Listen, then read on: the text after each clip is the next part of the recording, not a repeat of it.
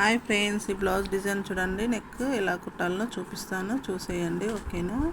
చూడండి, ఈ విధంగా అయితే కట్ చేసి పెట్టుకున్నాను.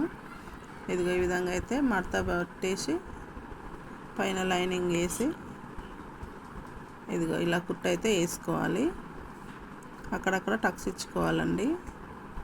అలాగే పైన లైనింగ్ తిప్పేసి పైనుంచి ఒక కుట్ట అయితే వేసుకోవాలి. ఇదిగో నేను చూపిస్తున్న విధంగా లైనింగ్ కనిపించకుండా ఇట్లా మడత పెట్టి నీట్గా పైనుంచి అయితే ఒక కుట్ట వేసుకోవాలి. చాలా బాగుంటుంది. ఓకేనా?